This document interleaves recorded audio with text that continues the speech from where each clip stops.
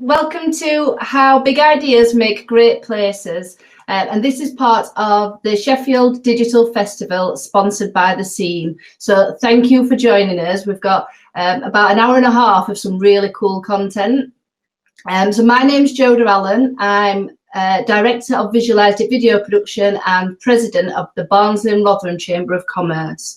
So as mentioned, this event is sponsored by the Scene, and the Scene is the new name for Barnsley Town Centre's digital district. So that now includes the DMC1, also known as the Digital Media Centre, which has been around for yonks. It now includes DMC2, which is the new building that opened a month ago, which is very cool.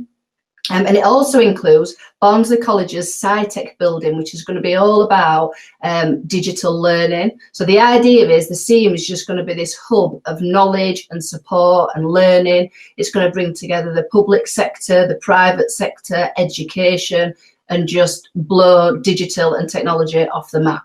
That's the plan.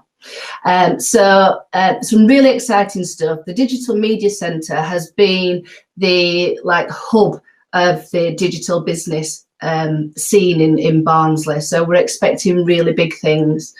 So today we are going to hear from, we've got two guests. We are going to firstly speak with Dr. Simon Biltcliffe, who a lot of you will know from WebMart, and he's going to talk to us about innovation and different ways of thinking, which is, it's nice sometimes to just step back and think differently.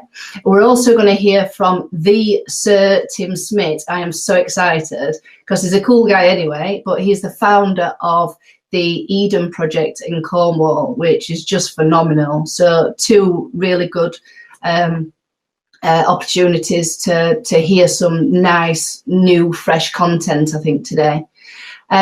So I've been tasked with opening the event, so I've taken that as a massive compliment.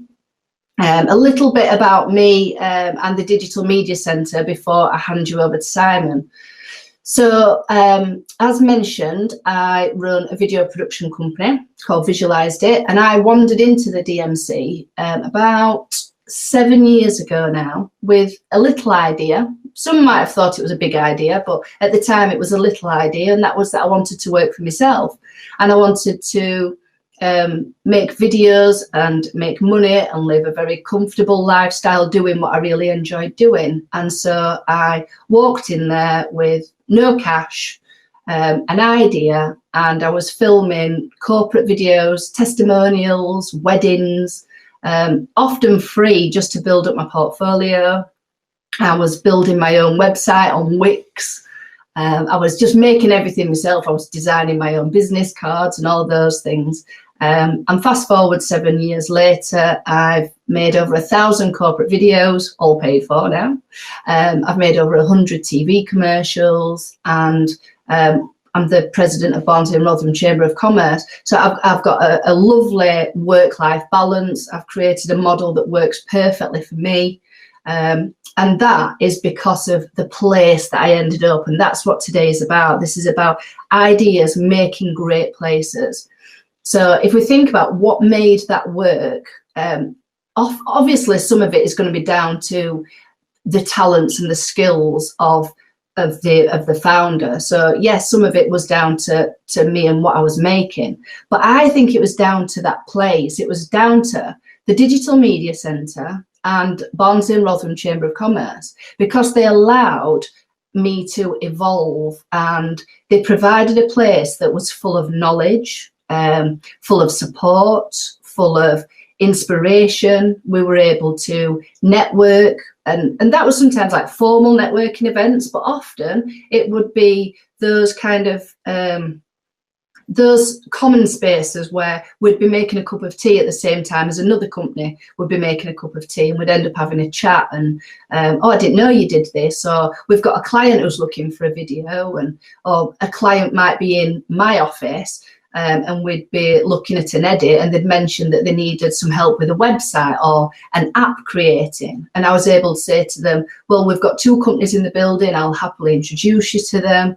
The Digital Media Centre gave me that hub, It feels very much like the scene is just that on an absolute, it's on another level. So that's brilliant. It's all about putting the right people in the right place and creating opportunities for us to share knowledge and to support each other, and making sure that we're giving back. Giving back is the key for me. When I set my company up, I made sure that it was a video production company, but that also gave back to the community and worked with people that were disengaged to try and engage them and improve their future prospects. And again, I think part of that has fallen into our reputation. So that brings us on to two men who give a hell of a lot back.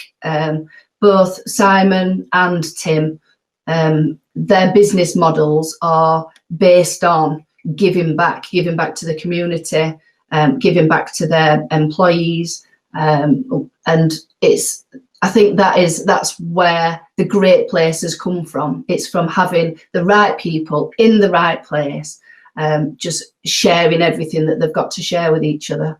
So that's enough from me, because I've talked enough. Before I hand over to Dr. Simon Biltcliffe, just a little bit of housekeeping. So you will notice on your screens, you've got the option to raise your hand. That will be declined, unfortunately, because we're unable to have questions throughout. But there is a question and answer session at the end. So you will also notice on your screen, you've got the opportunity to ask a question.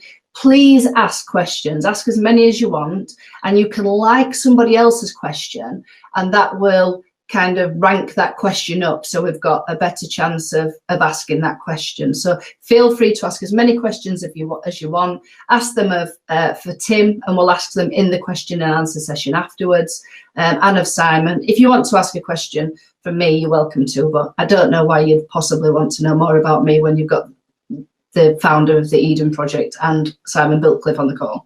So, but we're all going to be at the end to answer questions.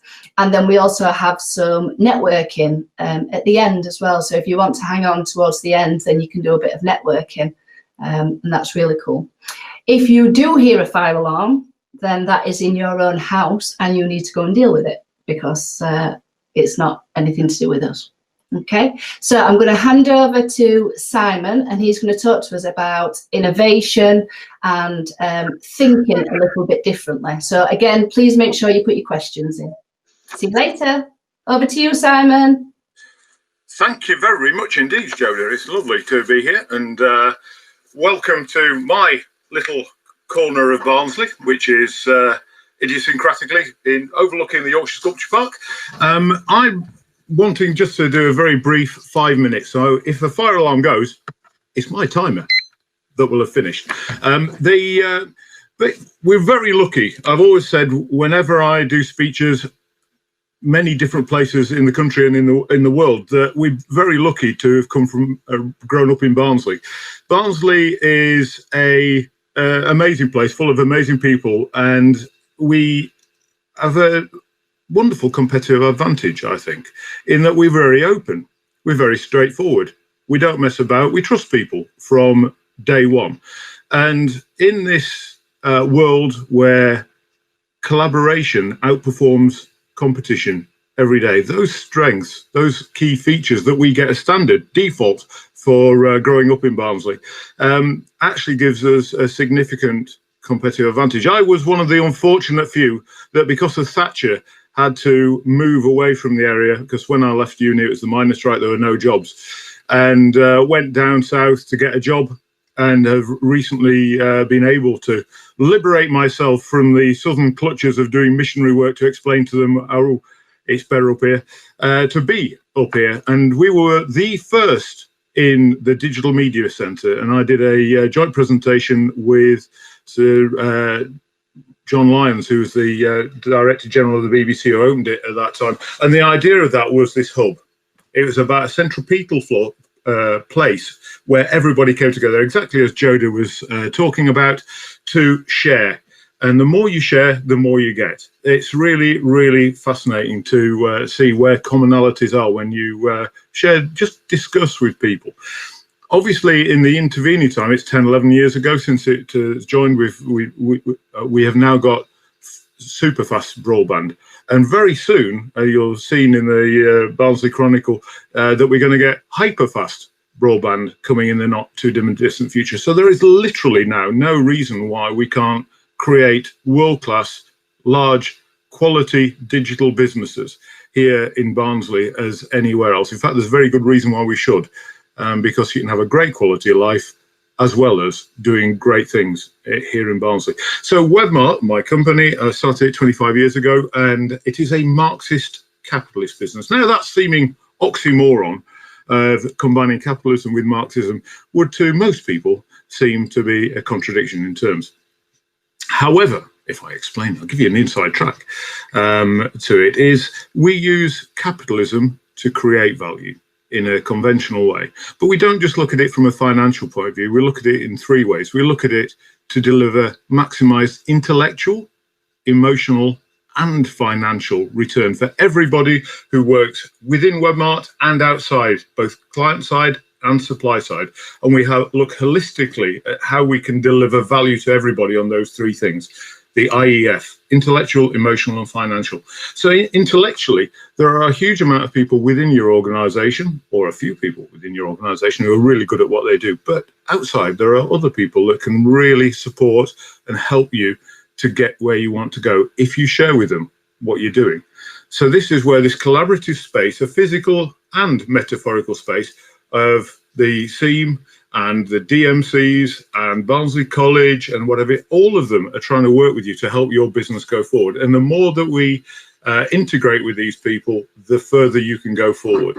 So we have a lovely, lovely opportunity here to understand how we use our innate strengths as being from Barnsley, or the wider Sheffield City region and beyond in Yorkshire, to deliver a unique blend of technology, collaboration, and maximized intellectual, emotional, and financial return to each other by sharing. And that's one of the reasons that when I do speeches, I meet really interesting people. And one of the most interesting people I've ever met is Sir Tim Smit, who's going to be doing a speech after. And just to give you some idea, St Austell, where the Eden Project was a mining community. It mined clay for pots and stuff. But it went through the same thing that Barnsley's gone through. And somebody with his inspiration and ability has created now £1 billion worth of value to the area around St Austell and the wider Cornwall by dragging people to world-class thing like the Eden Project. And so today is going to be fascinating, listening to his journey, listening to the values he builds around the Eden Foundation and the other stuff that he does. 5 minutes up. So stop it. And hopefully we can all have plenty of questions afterwards. So please, it's a chance of a lifetime to engage with Tim. Ask him anything that you want for a guy who has built something of that scale. And we can do the same in Barnsley. So I'm going to hand over now to Tim Smit to do his bit. Thank you. Hello, my face. Where am I? Oh, I've got to. You've got to click your video thingy. Okay. There we go. Excellent. Hello, everybody. How I wish I was in Barnsley. I was in fact due to be in Barnsley to meet you in the flesh and to see Simon, but the plague has got in the way. So I've got, I guess, about 40 minutes to go whiz bang wallop about what I've done and how I see the future.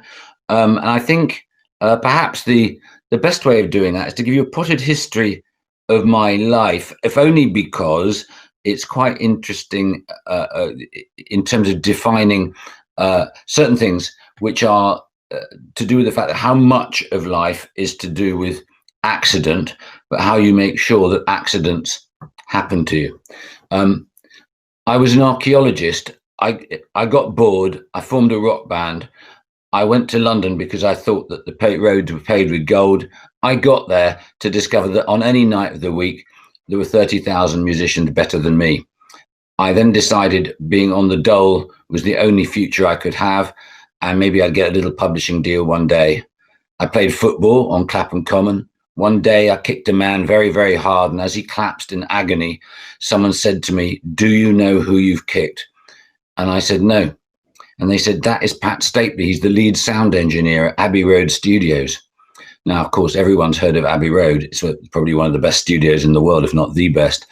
And so I picked him up, I dusted him down, and we became firm friends. And before you could say anything else, within a week, I was in Abbey Road recording with Pat for free. And this is when I discovered something really important that a lot of people don't seem to realize, which is the amount of wealth that is locked up without being cash.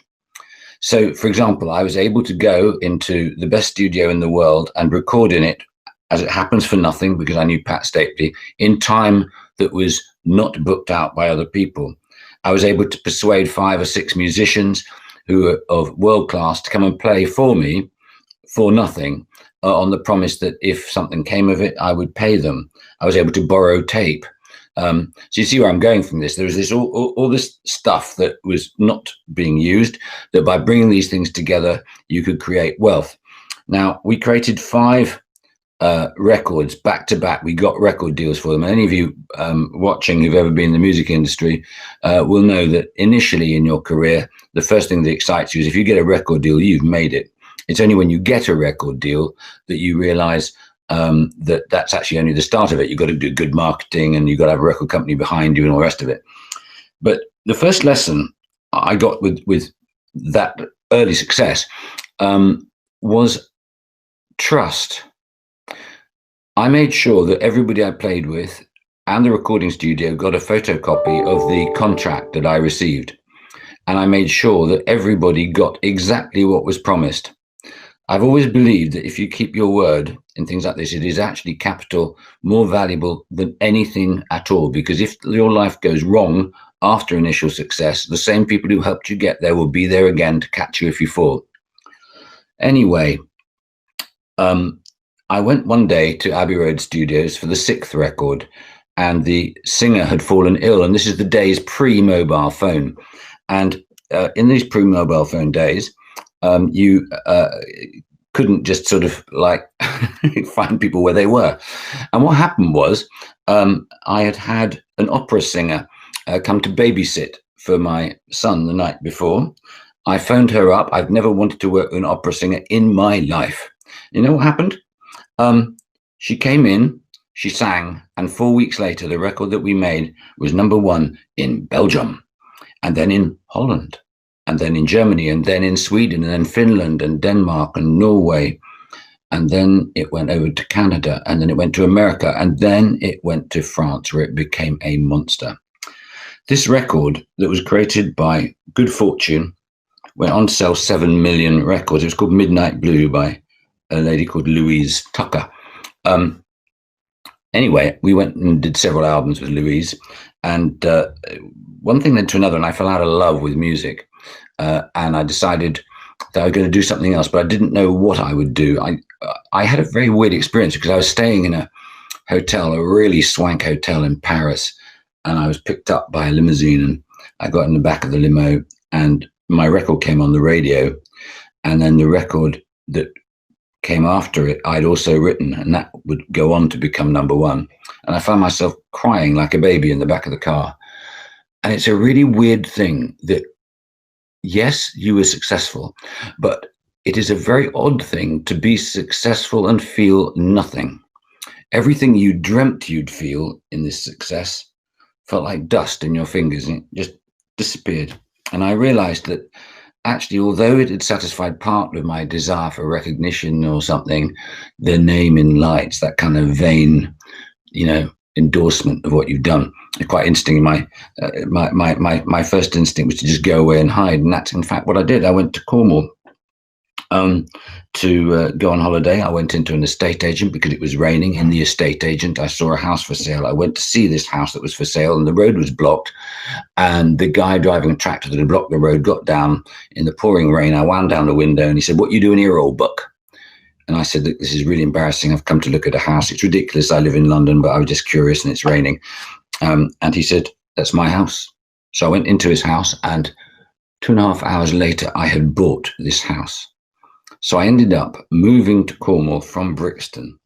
and not knowing what I was going to do, I spent all my money on doing up the house, and I literally had nothing left. And something happened. The guy I'd met some weeks previously drove up in a white van with a trailer, and he said, I noticed that you got a garage and that you don't have a car to go in the garage. And he said, I have somebody who'd be really grateful of your garage, and I've got him in the trailer. So we opened the trailer, and there was this pig, this huge black pig called Horace. Well, he didn't know he was called Horace, of course.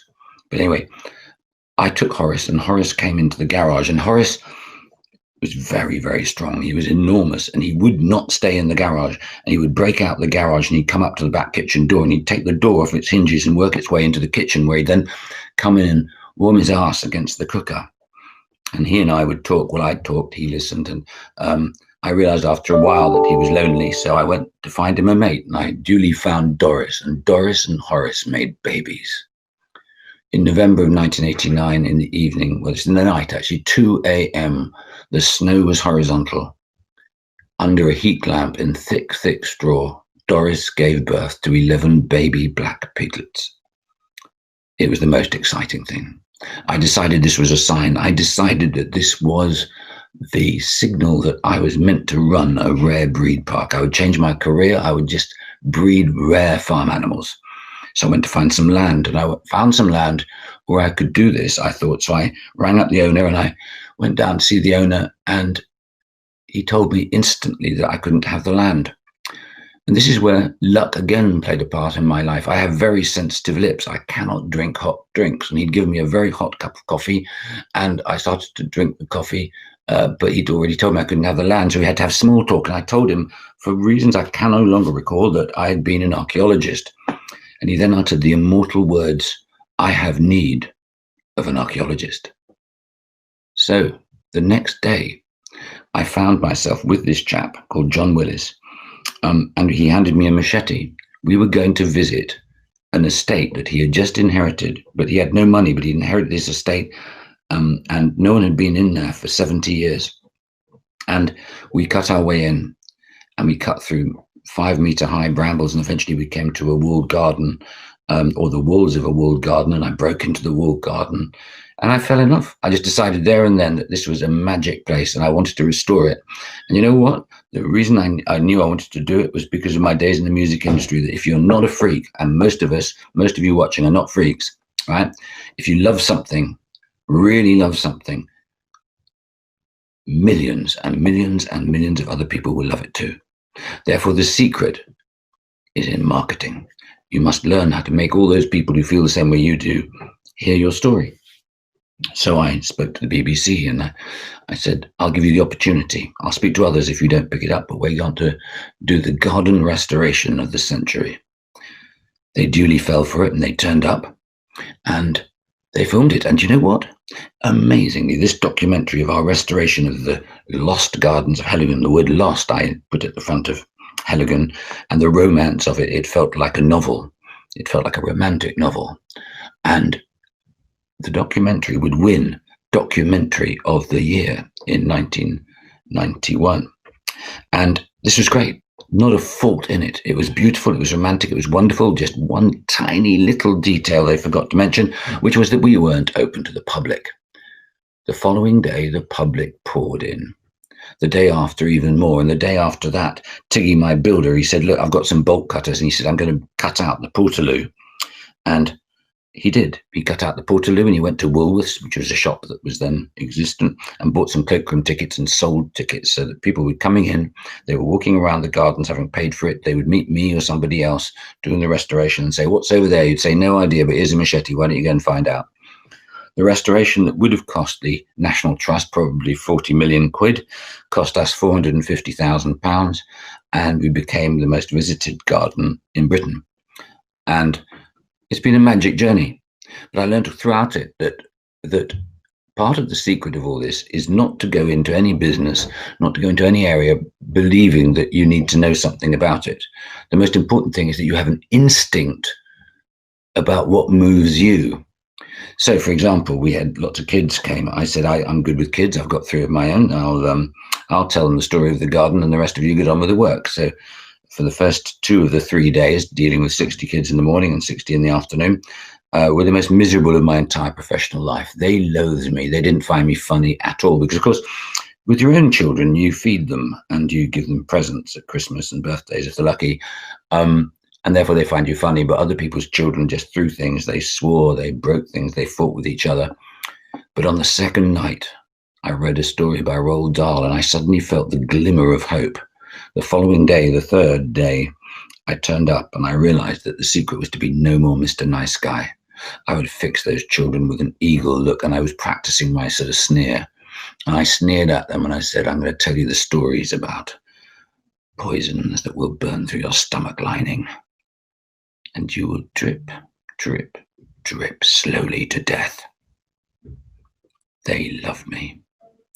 Warming to my task, I decided to tell them about the drugs invented by the ancient Aztecs to stop live human sacrifices, screaming as their still pumping heart was being cut from their chest cavity, and ripped out with the ventricles and held up to celebrate the summer solstice. By this point, I could have marched all those killed children across red-hot coals. They were now looking at plants in a completely new way. And so was I. Because I am not a botanist. When I discovered the lost gardens of Heligan, I could tell you one thing about plants. Generally plant them green side up, and that was it. Literally, that's not exaggeration for the sake of this talk. I really couldn't. But anyway, Heligan grew and grew and grew, and today we have, I don't know, just under 400,000 visitors every year, and it is the most romantic garden in Britain. And while I was there, I learned an awful lot about regeneration, because the local town to us was called Mevagissey, and Mevagissey was a place where hope had left, full of holiday houses. The fishing fleet was in decline, and the boozers were literally rough as rats. But we created jobs. We went from nothing to 20 to 40 to 80 to 120 jobs, and we started to do local sourcing. Became very religious about the local sourcing. And strangely, suddenly the pubs started being done up, and shops started to paint their shop fronts, and people started to stay in Mevagissey. And a town that had been down on its luck suddenly started to become well-to-do. And people started to talk about coming to Heligan and enjoying going into Mevagissey as well. And that grew and grew and grew. I then fell in love with the idea of big. I mean, Heligan's big, it's 230 acres, but I wanted to do really big. And I was really interested in how the government had been doing those things called garden festivals, which had been started by Michael Heseltine in 1984 in Liverpool, as a means to create a kind of garden festival which would regenerate the area, and the building of it and the event itself would create this regeneration. I went to the last of them, which was in Ebbw Vale. I went after it had finished. I went because I wanted to do a garden festival, I thought, and I wanted to talk to the people who'd organised the one in Ebbw Vale, which had been a disaster, actually. And I was then incredibly lucky, because I went up to Ebbw Vale and I caught the 2 people who'd been in charge of it, and I said, what wouldn't you do again? And they gave me this long list of mistakes that they had made. And you know what? If I'm really honest, half of the mistakes they made, I would have made too. They were incredibly generous with their information. The first thing they told me was, look at what actually is in front of you, rather than your romantic notion of what's in front of you. Now, when you mention the word Wales, a bit like in Cornwall, I guess in Barnsley, you have this notion of big industry, heavy industry, which immediately leads you in your head to think of large capacity. But in truth, Wales, because of such large scale unemployment, had got to a situation where you had pretty much one man and a dog, or 2 people businesses. They didn't have the capacity to take on big contracts. So what they said in Ebbw Vale was, if only we had really seen what Wales was, we should have been starting to create the supply chain at the same time that we were thinking of the festival, which would have enabled these companies to grow and be there to supply us. As it happens, almost all the money that was put into the Ebbw Vale Garden Festival hemorrhaged away across the borders, because people just couldn't supply the shops or catering or the uniforms or any of those sort of things. And that would stay with me. So anyway, I'll cut forward a bit. I had this idea for big. I had long been interested in the drama, the theatre, if you like, of Arthur Conan Doyle's Lost Worlds. You recall that's the story where the explorers go to Venezuela and climb a tabletop mountain in the jungle, and when they get to the top they discover it is the crater of a volcano, and inside is this lost world of dinosaurs and so on. A marvelous tale, and when you're 12, 14 years old it grips your imagination. And I had this idea that wouldn't it be great to do something in the modern world where you took something completely derelict but theatrical and created life in it. So I started to look for a hole in the ground, and I went to see every single hole in Devon and in Cornwall. And, you know, the weirdest thing was that they were all wrong. All of them were wrong. And I literally got to the last hole, the last big mine. And I saw it, and the instant I saw it, it was a bit like the treasure of the Sierra Madre. There were buzzards wheeling over the mine. It was in the very last days of its extraction. They only had one little digger and a monitor, which is one of those things that looks like a harpoon on a whaling ship that actually has water coming out of it, and they blast the granite to get the kaolin to come out from the cracks, and then they gather it. That's how the clay industry runs. But the thing that was perfect about it, and I'm sure all of you understand this, unlike all the other mines which had a wound in their side where the traffic used to go out, so the feng shui, if you use that Chinese phrase, the place, it did not feel like it was a kingdom that was entire unto itself. So we came to an agreement, and we took out a lease on this place, and we started to raise money, and the raising of money was, well, we raised 140 odd million pounds over 18 months. And it was an extraordinary journey to do it. And it sounds ridiculous in the middle of nowhere. Why would anyone put money in other than, you know, for the regenerative power, because the economy is so bad? We had a benefit, of course, because the economy was so bad that there was European money available, and the lottery had just been launched. So to cut to the chase, we eventually raised over 50 million pounds from the National Lottery, about 30 million pounds from Europe, a little bit from the Regional Development Agency. We had a lot of donations, and we made a business plan that was so plausible that the banks lent us 23 million pounds. The secret of this is to imagine being a banker. I know it's tough, but just imagine you're a banker, and your whole business is about not taking risk. My job, or your job if you're trying to persuade a bank, is to imagine how pessimistic is he or she, and what could I say that they couldn't disagree with. So we decided that although we wanted to borrow a lot more, that the maximum we could afford to borrow to start with was something like 75 million, something like that, because the maximum that we could guarantee in terms of visitor numbers going through was going to be the same number of people as were currently going to Land's End at the end of Cornwall. Now, it's ridiculous. We were going to build a global must-see destination, okay? World famous architecture, on the front page, lots of magazines, the rest of it. But you're talking to a bank manager. You really have to go into the soul of a dystopian non-believer in hope. But no bank manager could disagree that it was very, very likely that if you built a global must-see, that you would attract 500,000 visitors, which was the same amount of people that would go to Land's End. And that's how the business plan was built up. And we borrowed 23 million pounds, and the visitors poured in. They just came in. People always say, were you surprised? No, I wasn't in the least bit surprised. It sounds very unhumble to say you're not surprised. But to be honest, going back to what I said earlier, once you've decided to do something that excites you, you're halfway there. Your body language is really, really different. And it's the same with taking risks of any kind. Many people never take risks in their lives because they're just exhausted by the whole perception of risk.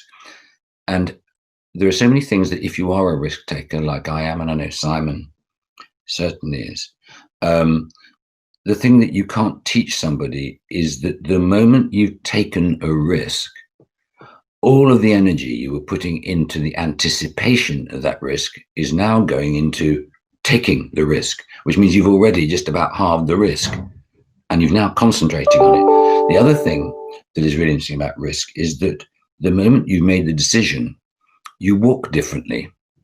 Your shoulders are in a different place. You never, ever, ever use the word if. I don't use the word if. When I've decided I'm going to do a project, I never use the word if. I've realized that if you say when, it usually takes between 2 and 4 months, depending, of just using the word when for other people to just use the word when. And the moment that everybody's using the word when, you're already halfway there because no one is doubting it's going to exist. Now, I know that's bonkers, but that is the way the human psyche works. The last thing I'd say about risk taking is that when you're going towards a brick wall, it's only those who take risks and hold on long enough that see that most walls have got a door in them, but the wallpaper on that door is of bricks. But you only know that when you get close. And you also discover something very odd. Even people who dislike you do not really want you to fail. And the reason why they don't want you to fail is quite deep. It's to do with the fact that for all of us human beings, we don't really want to see risk takers fail because it's like the death of hope. Because even those that don't take risk would love the idea that if they took a risk, it might come off. Therefore, every example of a failure, of a risk, hurts them just a little bit. Which on many occasions that we've taken risks, we've actually found that people who were not kindly disposed actually say very nice things. So I won't bore you with the details of building Eden. We raised the £140 million in 2 tranches. We had the 70 odd million, and then when the public poured in, we just borrowed and borrowed and borrowed because we just couldn't cope. We've now settled down and we average every year 1.1 million visitors here, and we turn over just about 30 million quid here, with £2 million as a surplus most years. And the public just keep coming. They keep coming. Simon mentioned a figure of 1 billion. I think he was remembering the first time he came to Cornwall. We've now, according to Cambridge, we've put £2.1 billion into the local economy. And it is argued by many that we're the best public investment ever made, ever. So why was it a good investment, other than the fact that it was an idea? And why is it relevant to you? Well, it's relevant in many, many ways. And it's relevant because of politics. We decided we were going to be political. I'm a capitalist, but I see nothing wrong with capitalism, provided it's got a moral compass. And we decided right from the beginning we were going to learn from the Ebbw Vale example. So we set up our local supply chains and our whole procurement strategy. We realized too that most of the people, in fact, all of the unemployment in Cornwall included no one that was a manager, because there were no jobs that required much management in Cornwall. It was really depressed in mid-Cornwall. So we had to train everybody from scratch, which was hilarious, absolutely hilarious. Because most people come at it with, if you haven't been trained in management, you seem to think that you've got the TV models of telling people what to do. So it takes a little while to be able to say to people, you know, great leadership is about hiring people better than you, because people who are better than you that you've hired know how smart you are because you recognize that they were better than you, which of course makes them completely overrate you, which is a terrific technique. The other thing is, you've also got to tell people that you've got to have a really good purpose. You've got to have a purpose that you want to be kind, you want to be generous, you want to make sure things are the best.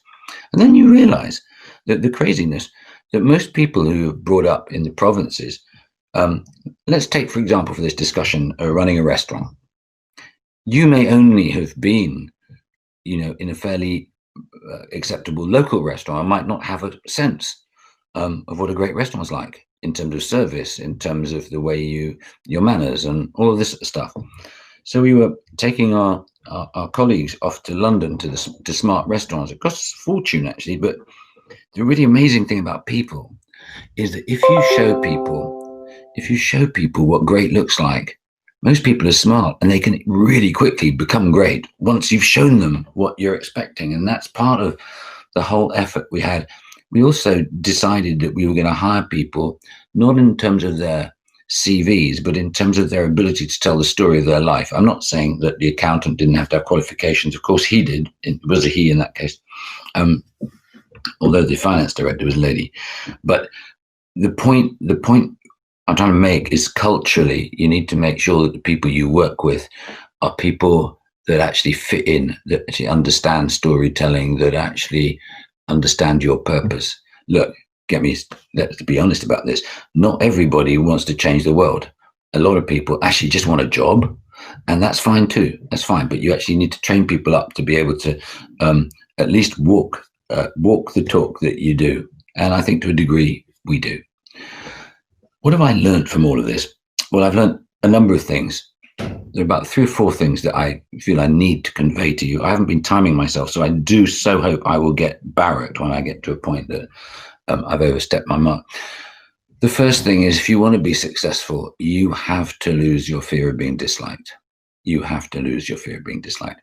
Most organizations that I try to help with or whatever, you discover that many of the problems are caused by people just not saying what they think, what they believe. And then they end up doing other people's jobs because they haven't had the nerve to say, you know what, if you did your job properly, I could do what I'm good at.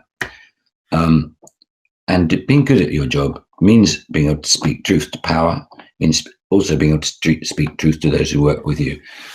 Because if you go to work miserable, that's a third of your working day. Number 2, destroy, kill negative people. Allow them nowhere near you. And when you've disemboweled them ritually, be aware they are alien spawn. They're like bad apples. They can make everything rot. I have seen negative people manage to depress an entire group of people and talk them out of wonderful ideas simply because they have that look on their face. And you know what that look says? That look says, what makes you think that you can get above your station and that marvelousness can happen to you? It screams at you through their eyes. They don't want you to be fortunate. They think that it's other people who have good fortune. Well, that's why you need to get rid of them, because the biggest disease that you listening and I have to battle with is, if you want to create marvelous things, you've got to create a kind of zone where people start to lose their fear of failure and where they suddenly believe that great things can happen where they are and to them. I think it's the biggest thing holding people back. It's belief that the land itself is almost haunted by an opportunity that won't come your way. It is very interesting that once Eden was up and it was attracting so many visitors, the so-called Eden effect saw loads of new hotels get built, loads of B&Bs upgrade themselves, art galleries, shops regrading, pubs upgrading. The university that was being set up, which was Exeter in Falmouth, and the new University of Falmouth in Falmouth, it wasn't an Eden effect as in the direct Eden thing, but suddenly it was as if something modern and relevant that appeared on the front of magazines and that people talked about, and it was talking about things that other people wanted to listen to, suddenly infused everybody in that area, and people suddenly realized that the place wasn't doomed. Now today, and I great pains, it's not because of Eden itself. More new companies are starting in Cornwall than ever before, and they're exactly what Simon and Joada were saying earlier. There are young people who are saying, hang on, why do we want to go to London? We don't need to go to London. We don't need to go to London at all. I mean, here we can have a really hard day's work and we can get out on the surf by 6. We can go for great walks. We can have a fantastic life and work with the best all over the world. I know lots and lots of companies in Cornwall where the people running them are people that could get jobs any day of the week setting, or get their company set up in London. But actually, they're getting all this business now down here. And a lot of them are starting to work in a revolutionary way because of lockdown. I would guess I've spoken to 4 people who run companies down here who are considering doing something which in their wildest dreams they thought was only something that could have been done by huge companies like WPP. These are companies that are actually splitting themselves so that they have offices in Singapore and Australia. And you know why? It means because when you go to bed, they're waking up, and you're getting 24-hour working, and you're turning things around really, really fast. Even with our international project, which I'll talk about in a minute, we're finding that too. We have people working for us now all over the world, and we're finding this extraordinary economy and speeding up of being able to do things. Not only that, of course, but also a cultural infusion that is wider than you would otherwise expect. But that is the local impact. That is why what Simon and Joada are talking about, Barnsley, the biggest step is when people stop talking about it as if, oh, those are some successful people trying to promote Barnsley, right? The real step is when you've got people in Barnsley actually realizing it's not arrogant or whistling to stop crocodiles biting you beneath your toes beneath the bed, but actually, hang on, do you want to be in London or do you want to be in Barnsley? And, you know, Yorkshire is a country, you know it is. And why don't you lead the life you want to lead rather than the life that you felt you ought to lead? And all the old certainties about what success is just disappear. What else should I tell you if I was going to get struck by lightning in about 20 minutes? Okay, learn to lie brilliantly. The Brits always get so embarrassed when you use that word lying, so I've made it easier. Tell future truths. One of the great things about making projects is to talk about them, as I said before, about when it will be built. There's no certainty it will be built, but you are making it certain. You are describing it into life, and then it will be so. I've used this technique all my life. Well, not all my life. I first used it in order to court a girl who found me very, very dull, and I told her in a moment of madness that I was a diving instructor, which was stupid. I could hardly swim. Anyway, I say this to illustrate the point. I went, by the way, I wasn't successful with this girl, but I did, after 6 weeks, become a qualified diving instructor by going to Fort Bovisand in October of 1972, plunging into the western approaches and freezing my ass off. But I've done this many, many times. And it is funny, the language of certainty, if you tell your story in the full belief that it will be so, and that you will make it so, what you need to do is to tell this lie in the most public of places, in front of the people you most respect, you'd feel so shamed you'd almost blush in anticipation of being caught out. You know why? If you're basically lazy like me, to have made such a promise, such a pact with the devil, gives you every bit of juice for your engine to make damn sure you are it. It's beautiful. The other thing I'd say to you, this is probably the one sentence I will give you where a few years from now, if you follow what I am about to say, you'll say, that was the best 30 seconds of professional advice I've ever had from anybody ever. Are you ready? Okay. Accept every third invitation you receive. That doesn't mean you don't accept the first, but accept the third. And be religious about its acceptance. Don't make any excuses, save funerals or family birthdays. Now, the reason for this is that most people think that they think, and most people who think that they think have never thunk in their lives. They're the sort of people who go to dinner parties or go to the pub and tell you something really intelligent because they've read something somewhere and they hope that the other people there haven't read it so that people will think that they've actually done something called thinking. You only really think when you create the jeopardy of being in places with people that you never thought you'd be with. Rather dull people say, success is about meeting the people you need to meet. This is rubbish. It's a bit like the same nonsense of people who say, let's do it for our children and our children's children. You know that they're basically no-hopers who aren't going to do any effort to do it now. The secret of life, the secret of magic, is not meeting the people you need to meet. It is meeting the people you didn't know you needed to meet. Meeting the people who go to the same third invitation. I've opened dog shows. I've been to old people's homes. I've been to the West of England dancing championships. All because it was the third invitation. I'll give you an example. In 1998, I was invited to give a talk in a Nissen hut near Taunton in Somerset. I was told by my PA that there would be 50 people and a dog at most, but it was the third invitation. I had to go. She said, it's 180 miles there and back. You're a maniac. But I went. And indeed, there were 50 people and a dog. And it was good. They loved it. Now, 3 months later, I am in Plymouth for a meeting of the European commissioners who are going to decide how a whole bunch of money is going to be spread across the southwest. It becomes plain inside the first half hour that the Eden project is going to get nothing. All of the different councils have boxed it all off to their satisfaction, and the Eden project was considered anomalous. It's going to be difficult, it's going to be a problem, and it's going to compete with money for the university. We were dead. Then suddenly, in the audience of people, this old man gets up and he says, my name is Humphrey Temperley and I am the chairman of Somerset County Council. And 3 months ago, I was in a Nissen hut outside Taunton and I heard this man speak. And it's quite obvious he has the wider West Country in his interest rather than the narrow confines of Cornwall. And I've just spoken to my colleagues and we are prepared to drop one of our projects if all of you will each drop one as well so that the Eden project can get the go ahead and benefit us all. Claps of stout party.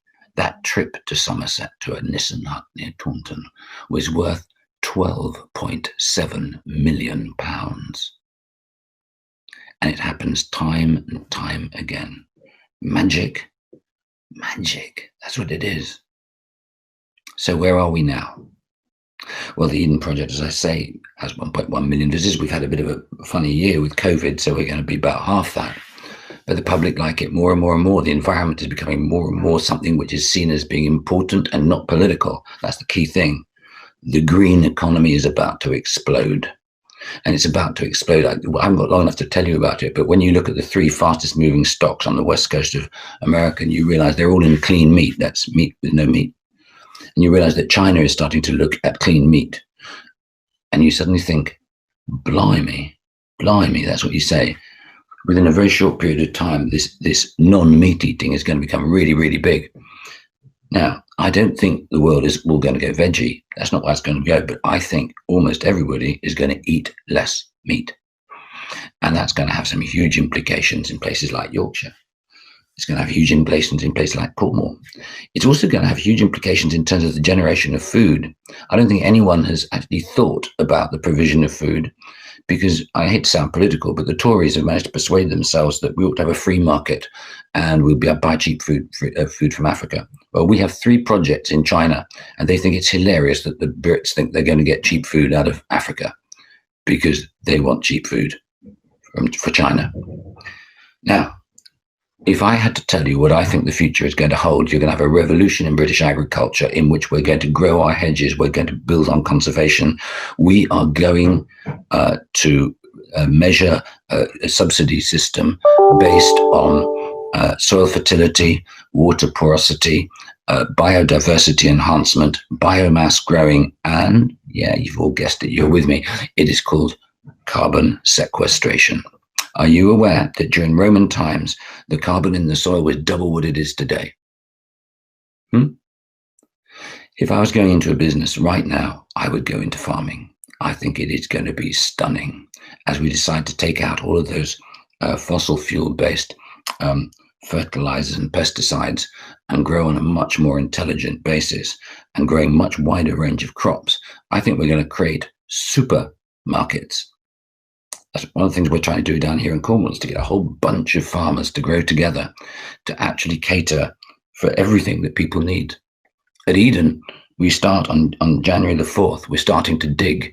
We're going to go 5 kilometers towards the center of the earth. And once we're there, we're going to pump cold water down, and the hot water coming up will be at about 180 to 240 degrees C. That hot water is going to power all of the Eden project. And if it gets up as far as about 220 degrees C, we're going to then put another pipe down and we're going to put a turbine. So we have electricity as well, which will do 6,000 houses next to us. We're putting solar all over our car parks. We are going to be so carbon positive that if you were a tourist from Venus, you'd still be carbon positive. You know what else we're doing? our reinvention of ourselves, which has come out of this COVID, we are going to use all our water and our human waste and create aerobic manufacture. We're going to actually treat all our sewage, and we're going to pump it into big tanks, and those tanks will eventually filter until they get to the fourth tank, where we're going to have fish, and then they're going to be viviparous fish. A viviparous fish is a fish that gives birth to live creatures through its mouth. We're going to collect them, and we're going to grow 200 tons of fish and 200 tons of prawns a year on our waste. The surplus water will go right back into our water system and be drinkable, but it will also go into our big experimental greenhouses, where we'll be growing novel crops, where we'll be using the hot water to grow various algae to produce various oils. It's a very exciting world. My role is to try and drive people to realize that stuff that they thought was for e-by-gumness farming, there's going to be an agronomic revolution, the like of which no one has ever seen. I think it's going to be a bigger revolution than the time when Jethro Tull invented the seed drill. So, where else are we going? Well, we've got 17 projects around the world. We've got one in Morecambe, which is based on the marvelous bay there, which we want to completely show how we can regenerate a seaside town. That is getting huge support, and that's going really, really well. We've got another project in Derry in Northern Ireland, bringing a whole lot of people across the sectarian divide together to build a health and well-being park out of, this is kind of weird, a convent, a Catholic estate, and a Protestant estate all coming together. I haven't got time to tell you about it, nor can I tell you about the amazing Memo mine on Portland. 2 miles of mine, 45-foot high cathedral to death. It is a fossil paradise on the Jurassic Coast, the UNESCO World Heritage Site. Above your head, beneath your feet, and at your shoulders, hundreds of years of extinction, I mean millions of years of extinction, as a reminder of how small we are, how trivial we are, but how theatrical and storytellingly brilliant us apes can be.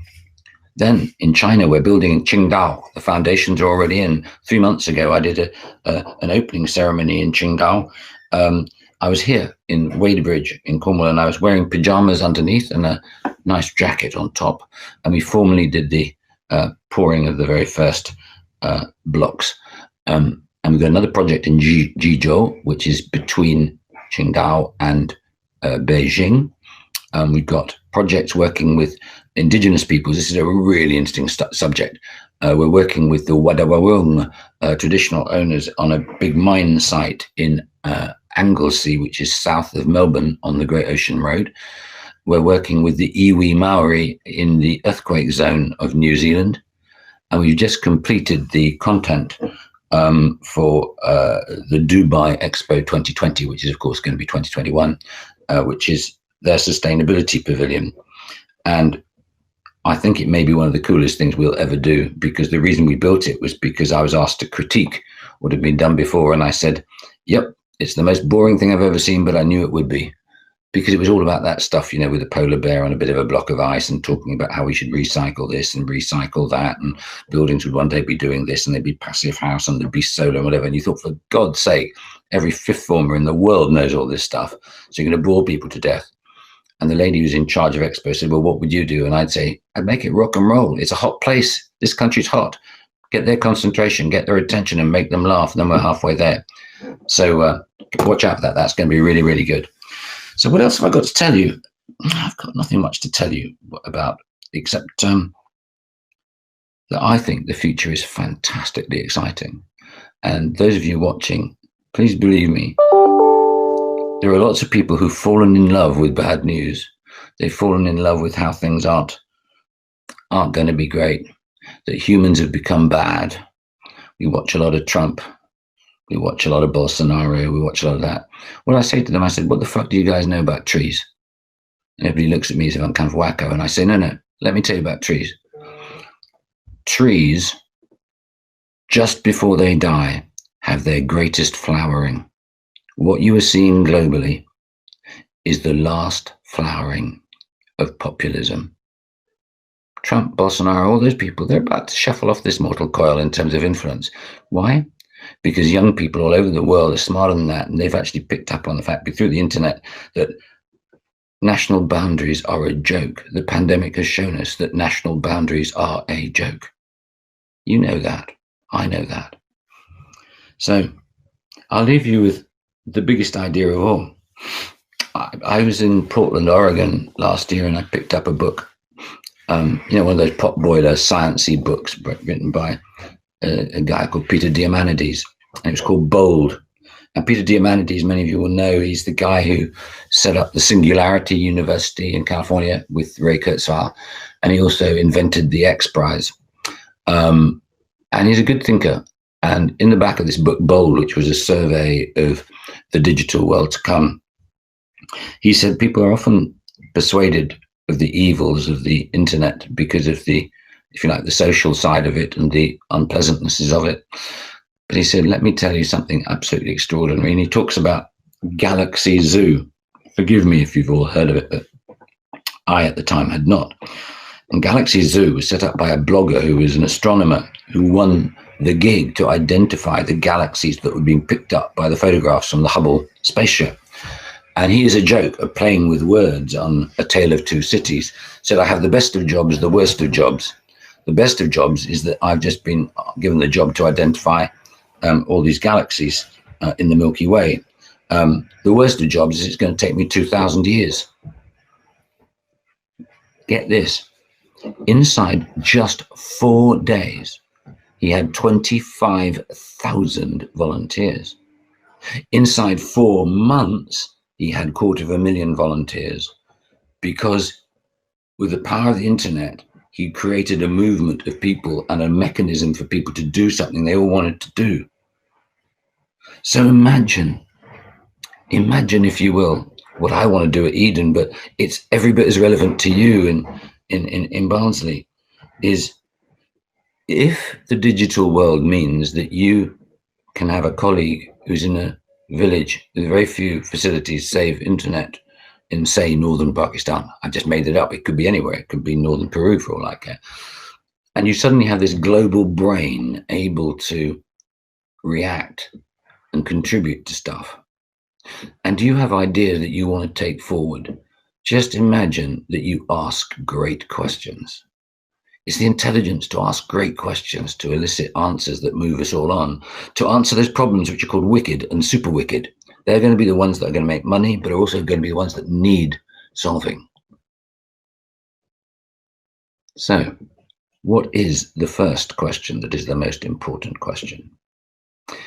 I'll leave you with this.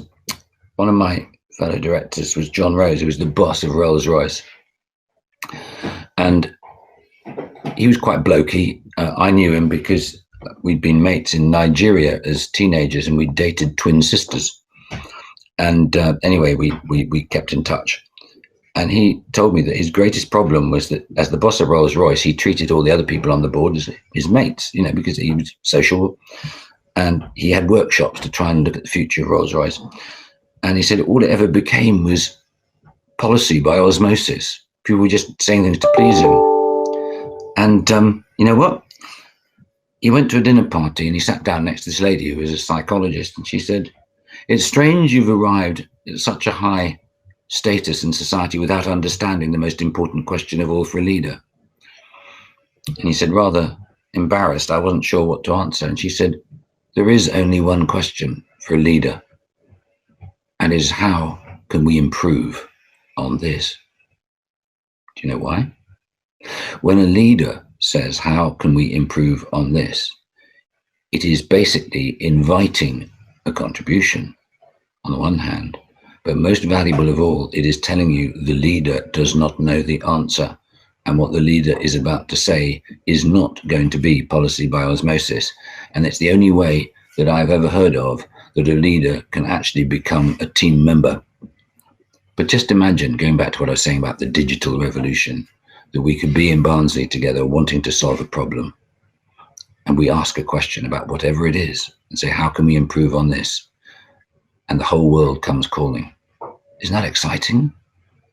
That's not a dystopian world. That is a magic world which asks the very best of us to rise to the challenge of what the previous generations have done and leaves us open to what the amazingness of what we can do in the future.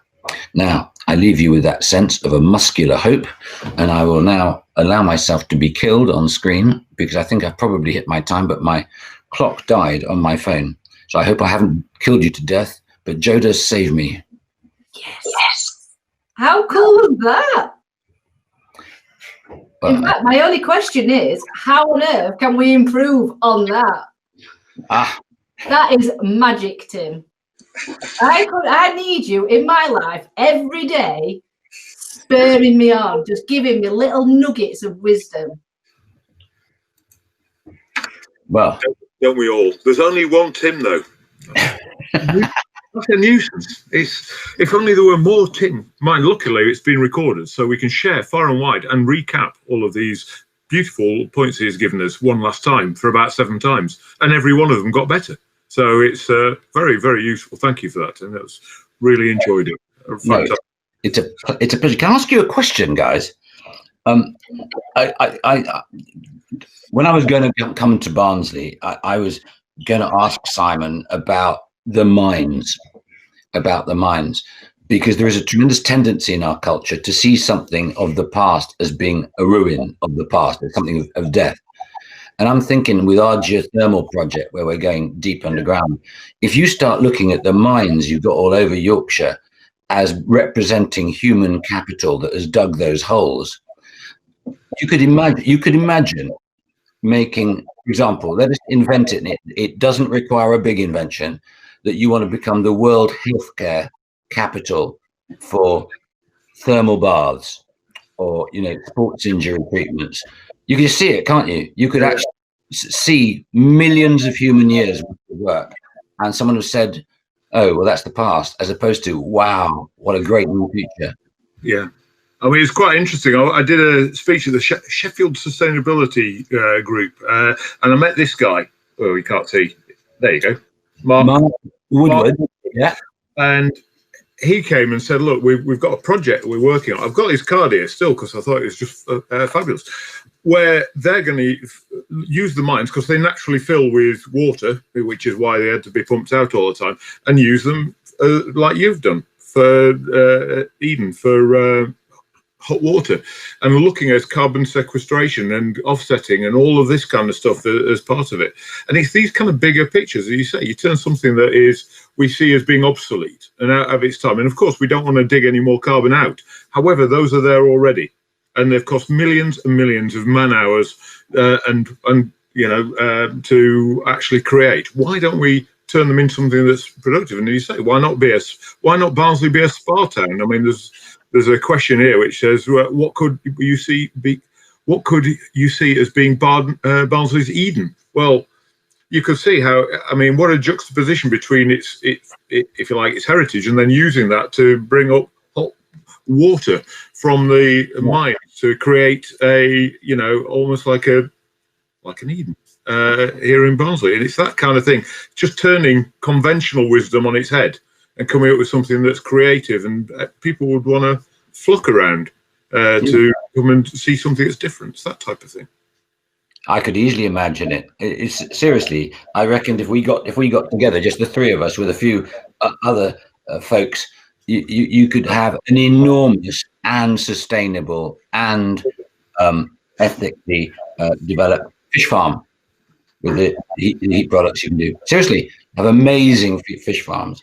The medicine, I think, goes without saying. I think there will be agricultural revolutions that you'll be able to bring in there.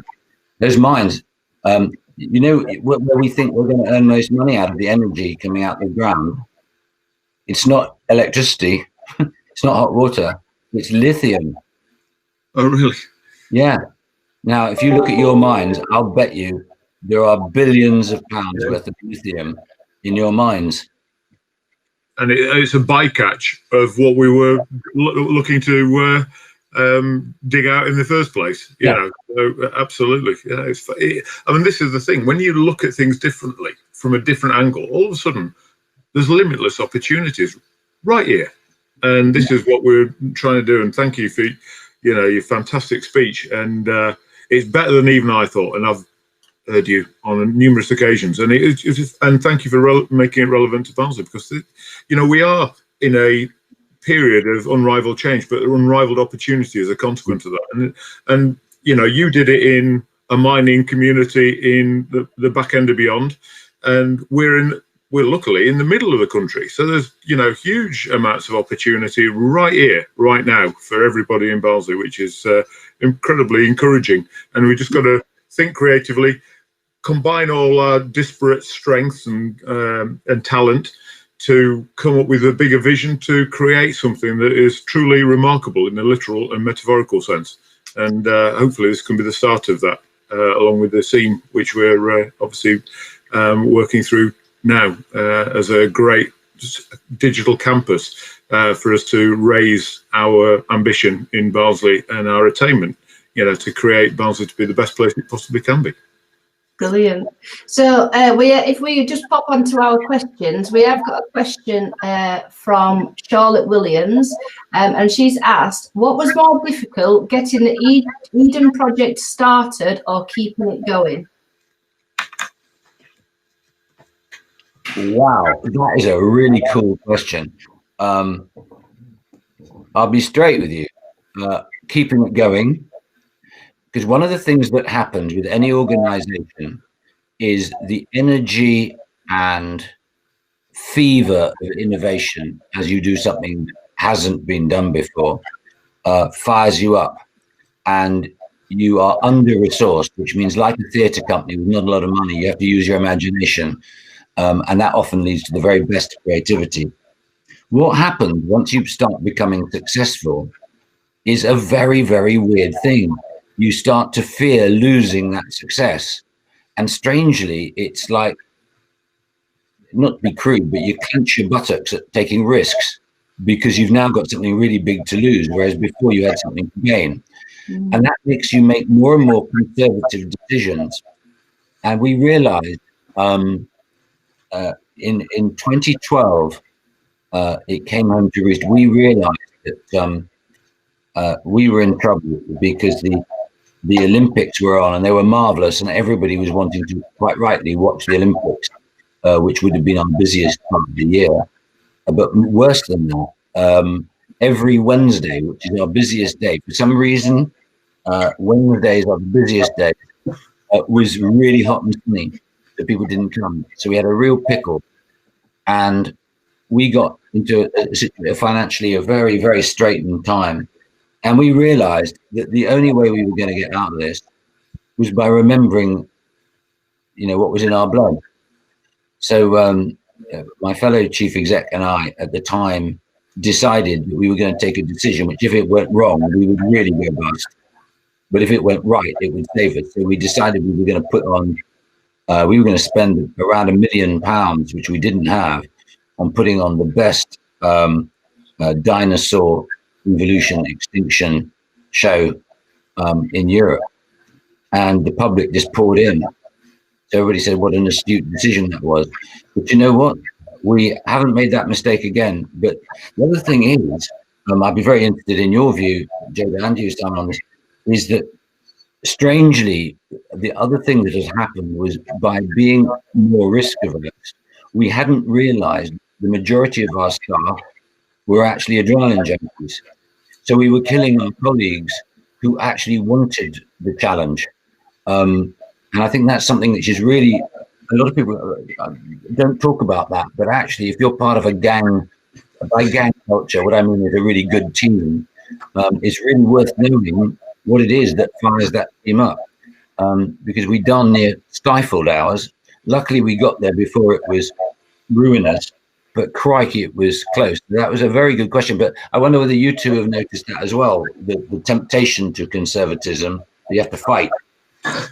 Yeah, I've noticed it in particular. When I started to take on staff, that kind of weight of responsibility, and they'd come in and they'd say, "Oh, we've bought a house," and in the back of my mind, I'd be thinking, "Oh my God, they took on a mortgage," and then it's that level of responsibility that definitely has made me, in times, kind of hold back. But then 100%, that then creates a kind of an ethos that we then need to be safe, and that can filter through into even the design work, and we don't want to do anything too different because we want to stay safe, and if we know it works. But what I noticed, and this is just me and my psychology, when I first started taking the risks, I felt very similar to you in that I'd thought about them for so long, and I'd bounced the ideas off so many people because I didn't have the confidence in my own ability to make those decisions because I was new to business.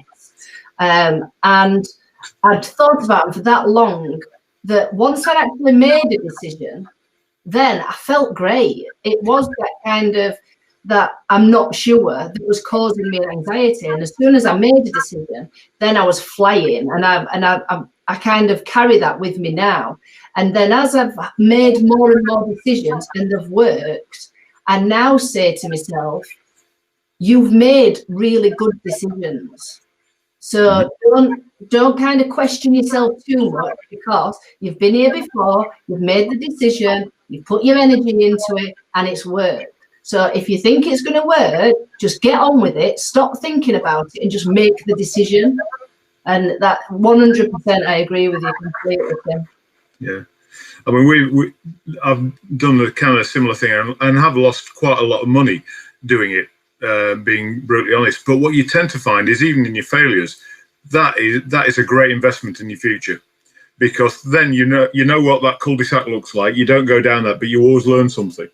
And what we've done is built up a fund in the business every year by retaining profits, so that we can do it without jeopardizing people's mortgage payments, and that gives you such a sense of release, because I know it sounds kind of glib, but it's only money. And if you never know where the next opportunity lies, but you know by constantly testing and trialing and doing whatever, and some of the things are counterintuitive to others, but you use your two brains, your gut feel and your head. And and that goes back to what Joada was saying about experience. Once you've got the experience, you think, actually, beyond reasonable doubt, it's worth a go. And as long as you've got enough money to be able to keep you through that, then it liberates your organization.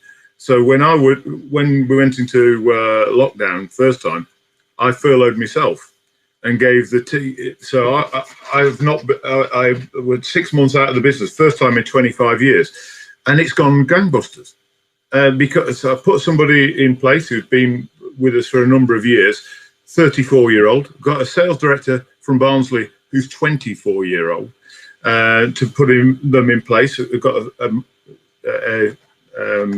FD who's 44. They've been with us a long time, but it's liberated the creativity within the organisation by me stepping back, doing what you said really effectively. Just how do we improve it? Over to you. If you want, I'm here, but I'm not on point. I'm not in the business doing all of those decisions, and that actually gives everybody an opportunity to raise their creativity and their innovation within guidelines. They don't, just randomly go off and spend up huge amounts of money just on the off chance. It has to be kind of thought through. But it's allowed us to be so much more creative and allowed me to do things that I wanted to do as well. So I think just stepping back again, being a good leader, being that servant leader, if you like, just enabling rather than being on point for everything is a really powerful way of being the most creative organisation that you can be.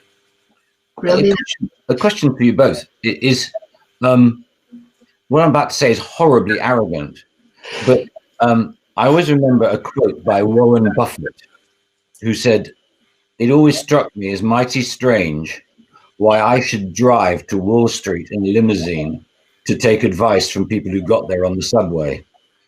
And I think it's really quite interesting when you're a leader of some kind. People like to get a sort of consensus, but there's a point where I've realized, and there are exceptions, there are times when the loneliness of the leader is that the reason you are the leader is because you created that company and you actually saw how to create that company.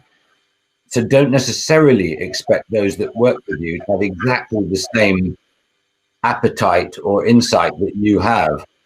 And you can actually find that you undermine yourself unless you've chosen really well you undermine yourself by becoming more consensual and making more bland decisions. Mm. What do you reckon? Yeah, I mean, for me, that if you the Marxist capitalism bit actually really helps, because the more we risk, you get a higher return. Typically, there's a risk-return kind of equation there, and if you have a linkage throughout the organisation where we all share in the upside, you tend to find that everybody through the organisation acts as if it's their business, because it is.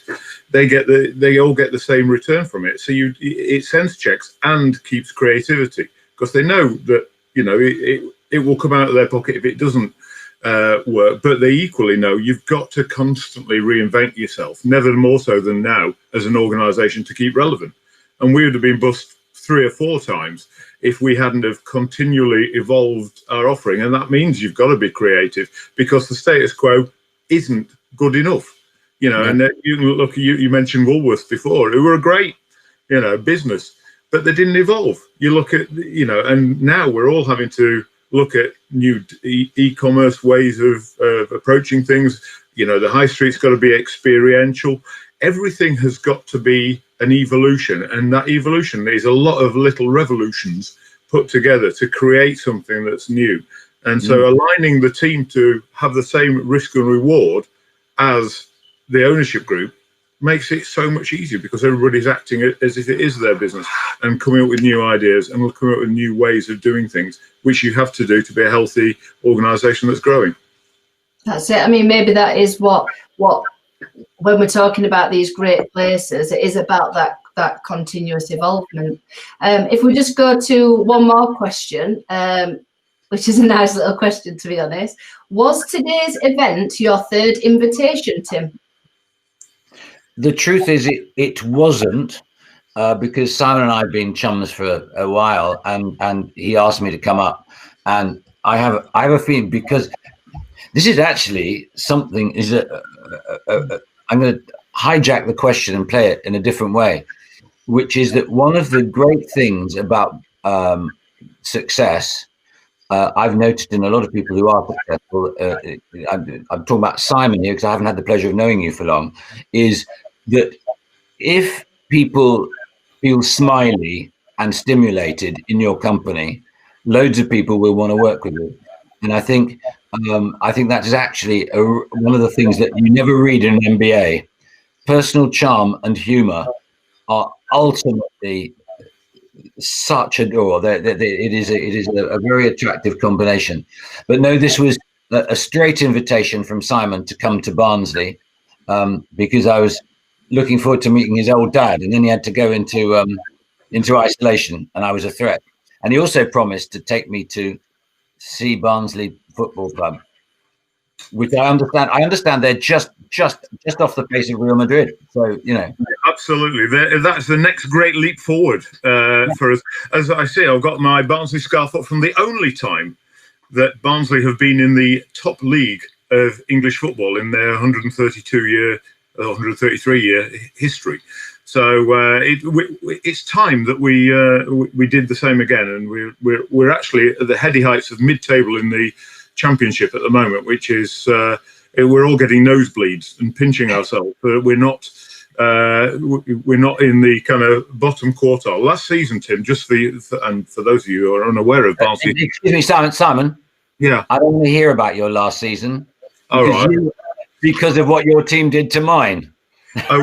Yes, well, I mean, there has to be winners and losers, Tim, in all things in life, and we managed to crawl through being in the relegation zone for 311 days, and then in the last 2 minutes of injury time, we creeped out of relegation, and unfortunately, somebody else had to go down. But life is fair, is it sometimes? So there you go.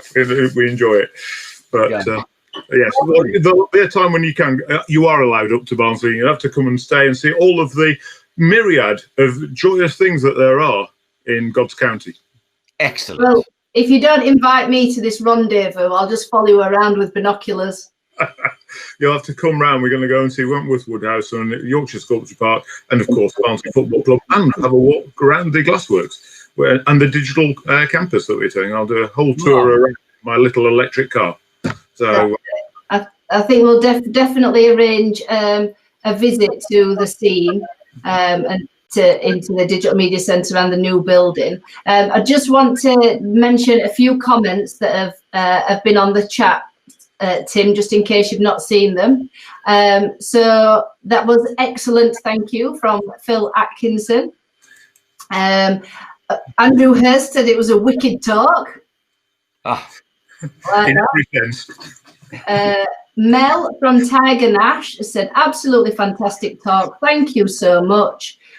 Jill, Andy Hanselman has said, really amazing. Again, thank you so much. We've got Artisan Pet Care who says, such an inspirational talk. Many thanks. So everybody is just absolutely loving you, Tim. So just a big thank you from us for you joining us. And Simon, me and Simon, everything, aren't we? We are the people in Barnsley that just say yes to everything. We don't say yes to the third. If it helps Barnsley get on the map, we're up for it, aren't we? Yeah, we're always on it. We're becoming the new Anton Deck, I think. So just thank you, and thank you for everybody joining us. I'm just aware of the time, and it's coming up to 4:30. There is an opportunity for networking afterwards, so if you want to stay on and network, please do. Just a reminder that this is part of the Sheffield Digital Festival, so please follow and please take part and support each other.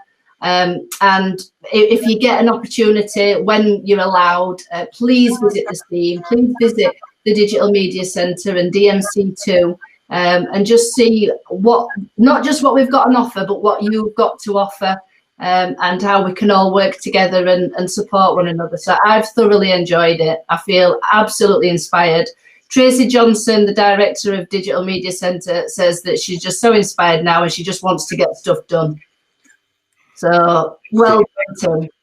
And also connect with everybody that you can on LinkedIn. So if you need any help, support, guidance, signposting to any support that you can have in Barnsley, we're all here to help.